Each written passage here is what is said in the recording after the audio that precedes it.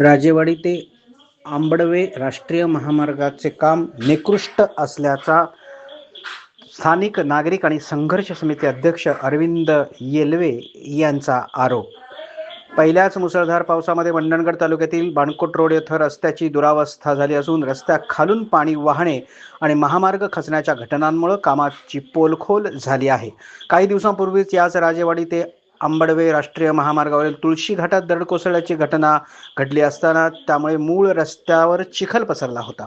त्यातच आता निकृष्ट दर्जाच्या रस्त्याच्या कामामुळे आणि रस्ता खचल्यामुळे या मार्गावर अपघातांचा धोका कमालीचा वाढला आहे।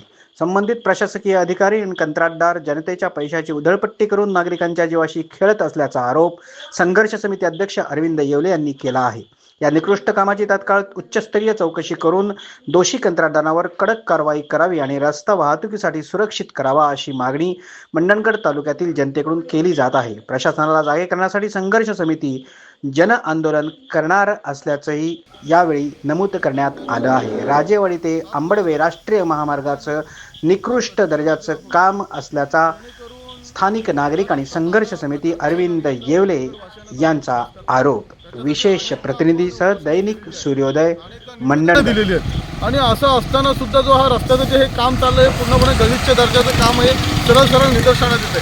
तर रस्त्याला जर एवढा मोठा जर बोगदा पडला तर काँक्रीटच्या खालून जर पाणी जातंय तर कुठेतरी ही लाजीरबाब गोष्ट आहे।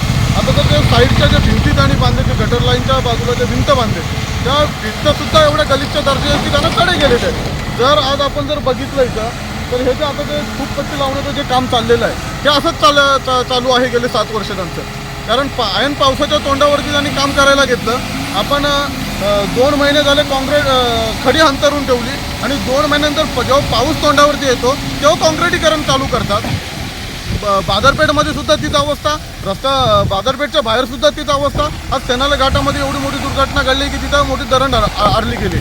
आणि जर असं जर वारंवार जर ह्या गोष्टी घडत असतील तर या अक्षय कन्स्ट्रक्शनला एक धडा शिकवावा लागेल। कारण जर आपण जर बघितलं तर आता एवढ्या मोठ्या जर दुर्घटना होतात, पावसाने नुकसान होतं आहे, पण इथलं तालुका प्रमुख म्हणून जे तहसीलदार आहेत त्या तहसीलदारांनी येऊन या ठिकाणी पाणी करायला पाहिजे होती की बाबा हे काम कशा प्रकारे चाललं, कोणत्या प्रकारे चाललं, कोणत्या प्रकारे व्हायला पाहिजे। पण तहसीलदारांनी याच्याकडे सुद्धा दुर्लक्ष केलेलं आहे की काय व्हायचं ते नुकसान इथल्या नागरिकांचं होऊ द्या, आम्हाला काय बघता, आम्ही आमच्या खुर्चीत बसणार, आम्ही आदेश देणार नाही, आम्ही निघून जाणार। पण ग्राउंड लेवलला उतरून जे खऱ्या अर्थाने कामाची पाहणी करून ते जे संबंधित अधिकाऱ्यांकडून, त्याचे संबंधित कॉन्ट्रॅक्टरकडून ते काम करून घ्यायला पाहिजे। हा इथला कोणताही प्रशासकीय किंवा कोणताही ठेकेदार त्या पद्धतीने काम करून घेत नाही। ह्या नॅशनल हायवेचा जो ठेकेदार आहे अक्षय कन्स्ट्रक्शनचा, हा तर ह्या रस्त्याकडे फिरून बघतच नाही।